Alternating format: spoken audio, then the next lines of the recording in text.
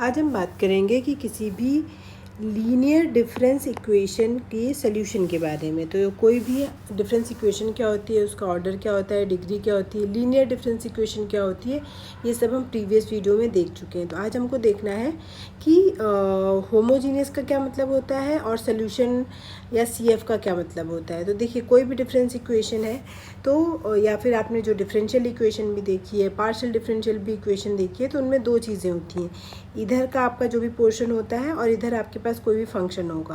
तो अगर आपका ये वाला पोर्शन जीरो कर देते हैं, राइट हैंड साइड वाला पोर्शन, तो जो इक्वेशन होती है वो होमोजीनियस लीनियर इक्वेशन होती है। ठीक है, अब लीनियर डिफरेंस इक्वेशन आप चाहे पार्शियल डिफरेंशियल बोलिए, जो भी जिसके अकॉर्डिंग है उसके अकॉर्डिंग आपका ये अगर राइट हैंड साइड वाला पोर्शन जीरो होता है तो उसे होमोजीनियस कहते हैं। ठीक है, अब CF का मतलब होता है जब आप किसी भी इक्वेशन के इसी होमोजीनियस बनाने के बाद जब आप सोल्यूशन निकालते हो तो उसको कहते हैं CF। और पूरा सोल्यूशन कैसे दिया जाता है, आपको मान लीजिए राइट हैंड साइड में यहाँ पे RH करके कुछ फंक्शन दिया होगा, तो पहले आप इसको जीरो रख के इसका होमोजीनियस पार्ट का सोल्यूशन निकालिए, जिसको कॉम्प्लीमेंट्री फंक्शन या CF कहते हैं। और फिर इस फंक्शन के लिए RH के लिए आप यहाँ से पर्टिकुलर इंटीग्रल यानी कि PI निकालते हैं, और जो जनरल सोल्यूशन होता है वो आपका CF प्लस PI से दिया जाता है। ठीक है, फिर से वही चीज़ है कि अगर ये n ऑर्डर की होगी तो इस इक्वेशन में आपके n आर्बिट्रेरी कांस्टेंट होंगी, जो कि आपके सारी टाइप की इक्वेशंस के लिए वैलिड होता है ये चीज़। ठीक है, तो n ऑर्डर की है अगर तो आपके n ही आर्बिट्रेरी कांस्टेंट आएंगे। ठीक है, तो एक एग्जांपल लिख लेते हैं। मान लीजिए आपकी एक homogeneous linear difference equation specially with constant coefficient होनी चाहिए। तो मान लीजिए आपका YH है। ठीक है, तो इसमें मान लीजिए YH प्लस n, ये कैसे लिखा जाता है सब हम प्रीवियस वीडियो में देख चुके हैं, तो हम ज़्यादा डिटेल में नहीं बता रहे हैं। H plus n minus one plus B2 YH plus n minus two plus dot dot dot, और लास्ट में बनेगा आपका BN YH is equal to, यहाँ पे ज़ीरो ले लेते हैं क्योंकि हम होमोजीनियस की बात कर रहे हैं। तो ये इक्वेशन हो गई। तो ये कितने ऑर्डर की होगी, n ऑर्डर की। हाईएस्ट जो आपका सबस्क्रिप्ट है और लोएस्ट जो सफिक्स है, इन दोनों को सब्ट्रैक्ट करेंगे तो n आएगा। तो इसका ऑर्डर कितना, इसकी डिग्री जो भी होगी ऑर्डर और जो इसका ऑर्डर होगा वो n हो जाएगा। डिग्री चूँकि सबकी इनकी पावर क्या चल रही है, 1 चल रही है ना, आपस में दो टर्म मल्टीप्लाई में भी नहीं है, तो ये लीनियर हो गई। ठीक है, तो ये linear difference homogeneous difference equation हो गई विद कांस्टेंट कोफिशिएंट, क्योंकि ये जो B1 B2 और BN है ये कांस्टेंट होंगे। ठीक है, अब देखिए रही बात नोटेशन की, तो ये इस तरह से भी हो सकता है। ये आपका YX plus n plus B1 YX plus n minus one plus B2 YX plus n minus two plus dot dot dot BN YX, ऐसे करके भी हो सकता है। और या फिर H की जगह K भी कई बार यूज़ कर सकते हैं, K plus n B1 Y K plus n minus one, इस टाइप से भी यूज़ किया जा सकता है। तो या फिर इस फॉर्म से भी यूज़ किया जा सकता है, f of H plus n plus B1 f of H plus n minus one. ठीक है, तो सब सेम ही चीज़ें हैं। तो इसके सोल्यूशन का मतलब है, इसमें इसका सोल्यूशन का मतलब YH, इसमें सोल्यूशन का मतलब YX, इसमें सोल्यूशन का मतलब YK, और इसमें सोल्यूशन का मतलब FH। ठीक है, तो जो जिस कैटेगरी में पढ़ रहा हो आप उसके अकॉर्डिंग इसका सोल्यूशन बना सकते हैं। ठीक है, तो आई होप आपको ये सारे जो इसके रिप्रेजेंटेशन है वो क्लियर हो गए होंगे। तो चलिए फॉर्मूला देख लेते हैं CF का कैसे कैसे निकाला जाता है। सबसे हम पहले बात कर लेते हैं। मान लीजिए आपको ये एक इक्वेशन गिवन होगी जो कि आपकी वही होमोजीनियस, क्योंकि राइट हैंड साइड ज़ीरो है, लीनियर है और डिफरेंस इक्वेशन है। ठीक है, तो इसमें CF के लिए पहले आपको ऑक्सिलरी इक्वेशन निकालनी होती है। ऑक्सिलरी इक्वेशन के लिए आपको क्या करना होता है, YH की जगह m की पावर h रखेंगे।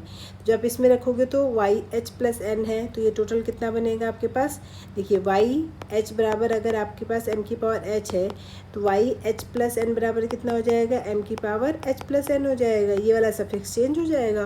तो यहाँ पे अगर आप देखेंगे तो ये बनेगा h plus n plus B1 m h plus n minus one plus B2 m h plus n minus two plus dot dot dot BN m की power h is equal to zero.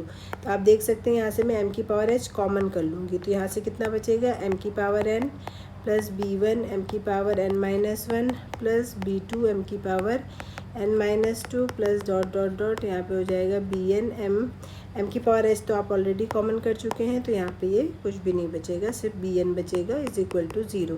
अब ये तो 0 हो नहीं सकता क्योंकि आपका already 0 solution के अलावा कोई सोल्यूशन भी होगा ना, तो इसका मतलब ये वाला पोर्शन 0 होगा। तो यानी कि इसकी ऑक्सिलरी इक्वेशन आप डायरेक्ट लिख सकते हैं m की पावर n b1 की power m(n-1) plus b2 m की power n-2 plus dot dot dot bn is equal to 0। अब बात यह है कि m की इक्वेशन मिल गई है, अब इसके रूट निकाल सकते हैं। तो चूंकि ये n और n डिग्री की है तो इसके रूट भी कितने आएंगे m, मान लीजिए इसके root m1 m2 dot dot dot mn ले लिए।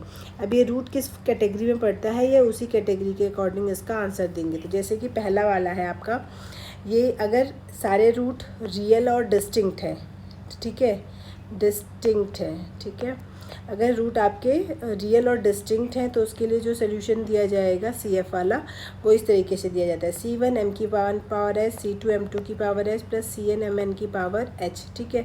तो ये जो h यही वाला हो गया आपका, तो ये इस तरीके से दिया जाएगा। और अगर इक्वल है, मान लीजिए m k टाइम्स आ गया आपका, ठीक है, तो उसके लिए जो CF होगा वो कैसे दिया जाएगा, C1 plus C2h plus C3h square और C के h की पावर k-1 और m की पावर h। और अगर रूल जो है आपके वो इमेजनरी और डिस्टिंक्ट हैं, ठीक है, थोड़ा सा मिसप्रिंट हो गया, डिस्टिंक्ट हैं, अगर इमेजनरी और डिस्टिंक्ट हैं अगर, तो उस केस के लिए जो इसका सोल्यूशन दिया जाएगा वो मान लीजिए आपका कोई रूट आया m और उसकी वैल्यू है अल्फ़ा प्लस माइनस आई बीटा। तो इसका मतलब है मैं इसको पोलर फॉर्म में यानी कि रो ई की पावर आई थीटा में कन्वर्ट कर सकती हूँ।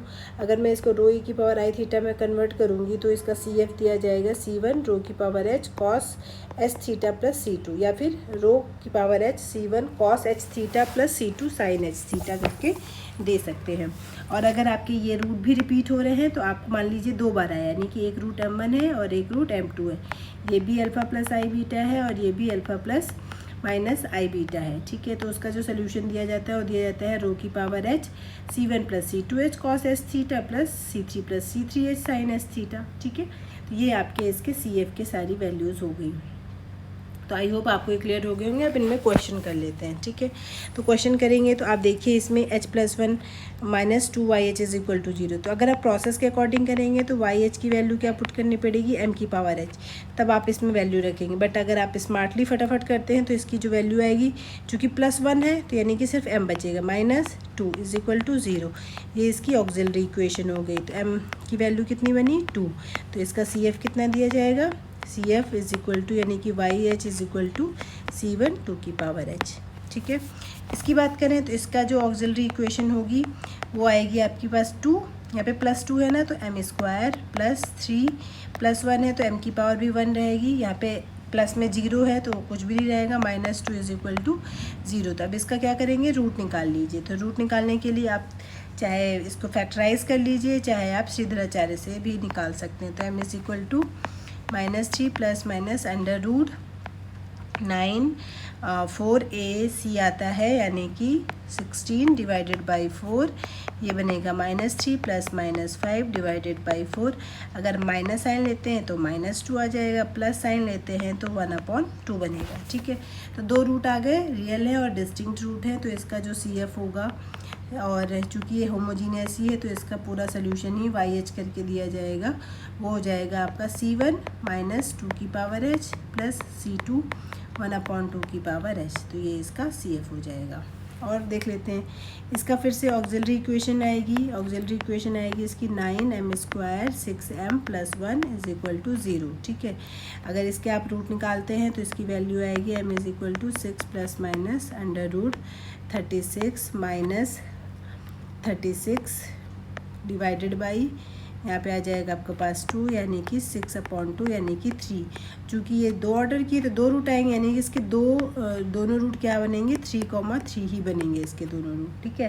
तो जब 3,3 दोनों रूट बनेंगे तो इस वजह से इसकी जो CF या YH हो जाएगा, ठीक है, YH इज इक्वल टू हो जाएगा आपका C1 प्लस 2 बार रिपीट हो रहा है तो बस C2h तक जाएगा, इसमें आ जाएगा 3 की पावर h। तो ये इसका CF हो जाएगा।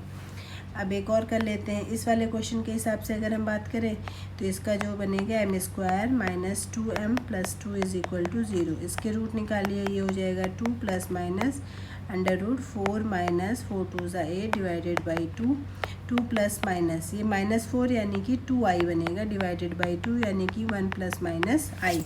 तो आप देख सकते हैं ये कॉम्प्लेक्स रूट आ रहे हैं यानी कि इमेजनरी रूट आ रहे हैं। तो आपको पहले इसे रो ई की पावर आई थीटा में कन्वर्ट करना पड़ेगा। तो उसके लिए क्या करना पड़ता है, इसमें ये आपने कॉम्प्लेक्स में बहुत बार किया होगा। तो रो ई की पावर आई थीटा बराबर क्या होता है, कॉस थीटा प्लस आई साइन थीटा। तो रियल पार्ट हो जाएगा रो कॉस थीटा और इमेजनरी पार्ट हो जाएगा रो साइन थीटा। रो कॉस थीटा 1 के बराबर हो जाएगा, रो साइन थीटा 1 के बराबर हो जाएगा क्योंकि आई का कोफिशिएंट भी 1 है। ठीक है, तो अब जब ये हो गया तो अब यहाँ से अगर आपको रो निकालना है तो स्क्वायर करके आप ऐड कर दीजिए, रो स्क्वायर करके 2 आएगा यानी कि रो इज इक्वल टू कितना आ जाएगा, √2।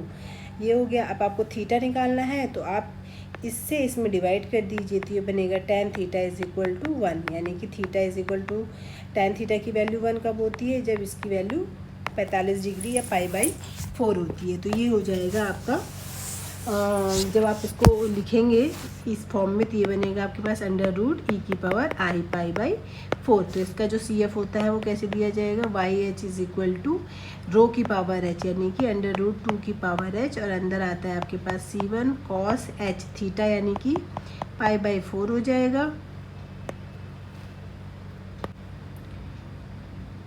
प्लस C2 sin h π/4 हो जाएगा। ठीक है, तो ये इसका सोल्यूशन हो गया। जैसा इसमें फॉर्मूले हैं बस उसी के अकॉर्डिंग इसको यूज़ कर लेना है।